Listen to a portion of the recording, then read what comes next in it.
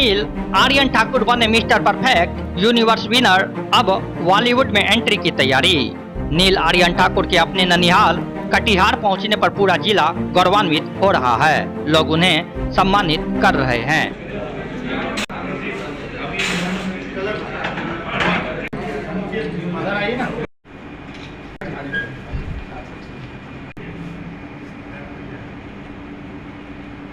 दरअसल दक्षिणी अमेरिकी देश पेरू में आयोजित मिस्टर पैसिफिक यूनिवर्स का खिताब नील आर्यन ने अपने नाम किया है। वह इस प्रतियोगिता में कई देशों के मॉडल को पकड़ते हुए विनर बने।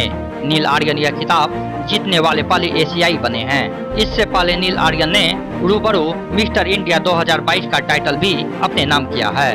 नील कई एड फिल्म के अलावा मिस यूनिवर्स हरनोट कौर संधू के साथ म्यूजिक एल्बम में भी काम कर चुके हैं। अब उनकी तैयारी बॉलीवुड में एंट्री की है। रूबरू मिस्टर इंडिया से लेकर जो अभी मैंने इंटरनेशनल पैजेंट जीता है मिस्टर पैसिफिक यूनिवर्स, उसका सफ़र बहुत ही लाजवाब रहा है और काफ़ी चैलेंजेस भी थे कल्चर को लेके, लैंग्वेज को लेके, लिंगुअल प्रॉब्लम्स को लेके। लेकिन मुझे लगता है ये चैलेंजेस ही हैं जो जिससे मज़ा आता है और फिर लगता है कि हाँ, अगर हम जीतते भी हैं तो इट्स ऑल वर्थ इट। बहुत कुछ सीखने को मिला मुझे, खुद के बारे में मैं और जान पाया और सबसे बड़ी बात है कि मैं अपने स्टेट को, अपने कंट्री को रिप्रेजेंट कर पाया इस लेवल पे। ये मेरे लिए बहुत बड़ी बात है और सपना था मेरा, आज सच हो गया है। चुनौतियाँ काफ़ी सारी थीं और मैं अकेला ही गया था। एक तो बहुत दूर है पेरू, मैं यहाँ से दोहा, वहाँ से ब्राज़ील, फिर वहाँ से मतलब 2-2.5 दिन तो फ्लाइट से पहुँचने में लगता है वहाँ पे। तो उसी में काफ़ी थकावट मुझे हो गई थी। उसके बाद फिर वापस अपने फिज़िक को मेंटेन करके 2-4 दिन मुझे मिला था उसके पहले, जिसमें मैंने वापस से वर्कआउट वगैरह किया और वापस जो मेरा फॉर्म था जिसके लिए मैंने 2-3 महीने मेहनत की थी वहाँ पहुँचा। फिर एक लिंगुअल प्रॉब्लम, जैसा कि मैंने कहा, एक बहुत बड़ा चैलेंज था क्योंकि कई बार क्या होता था कि कुछ कहा जाता था, अनाउंस होता था या कुछ नोटिस दिया जाता था कि हमें वहाँ पे पहुँचना है इस टाइम पे, और मुझे समझ में ही नहीं आ रहा। तो गूगल ट्रांसलेट से मैं वहाँ पे सरवाइव कर पाया पूरे टाइम। मीरियम थी मिस मैक्सिको जो मिस पैसिफिक यूनिवर्स जीती, उन्होंने काफ़ी हेल्प किया क्योंकि वो 1 साल यूएसए में रही थी। और चैलेंजेस मुझे लगता है कि थे, लेकिन बहुत कुछ सिखा गया मुझे और अब मुझे लगता है इसकी वजह से मैं और ज़्यादा कॉन्फिडेंट हूँ और मुझे लगता है कि मैं और भी किसी भी चैलेंज को फेस करने के लिए तैयार हूँ।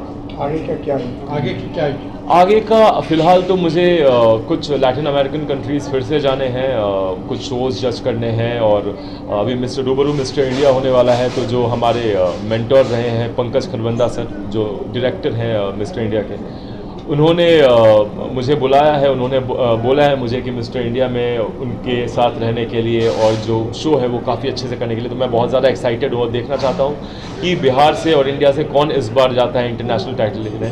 उसके अलावा मैं अब थिएटर और ज़्यादा करना चाहता हूँ, मैंने पहले भी किया है। तो मैं चाहता हूँ कि मैं किसी अच्छे थिएटर ग्रुप के साथ जुड़ूँ और ज़्यादा एक्टिंग पे मेहनत करूँ और फाइनली खुद को सिल्वर स्क्रीन पे देखना चाहता हूँ। भोजपुरी इंडस्ट्री में कभी चाहते हैं, बिहार से हैं, भोजपुरी इंडस्ट्री एक बड़ा इंडस्ट्री है, कभी सोचे इस तरह से सोचे हैं? भोजपुरी इंडस्ट्री में अगर कंटेंट अच्छी बनाया जाए तो मैं बिल्कुल एक्टिंग करना चाहूँगा। ऐसा नहीं है कि मैं नहीं करना चाहूँ, लेकिन मुझे लगता है कि मेरे हिसाब से उतनी सब्सटेंशियल जो कंटेंट है अभी तक वो मुझे नहीं दिखी है। ऐसा नहीं है कि बिल्कुल नहीं है। पहले की अगर मैं मूवीज़ देखता हूँ भोजपुरी की तो उसकी स्टोरीज़ मुझे स्क्रिप्ट काफ़ी पसंद आती है। तो अगर अच्छी स्क्रिप्ट हो और क्या मिसिंग लगता है अभी क्या जो भोजपुरी फिल्म उसमें क्या मिसिंग लगता है? मुझे लगता है कि जो पॉजिटिव एस्पेक्ट है, क्योंकि मुझे लगता है जो फिल्म है वो काफ़ी ज़्यादा हमारे सोसाइटी को शेप करता है और भोजपुरी जो सिनेमा है उसको थोड़ा और काम करना पड़ेगा हमारे सोसाइटी को एक पॉजिटिव एस्पेक्ट देने के लिए, एक पॉजिटिव मैसेज देने के लिए।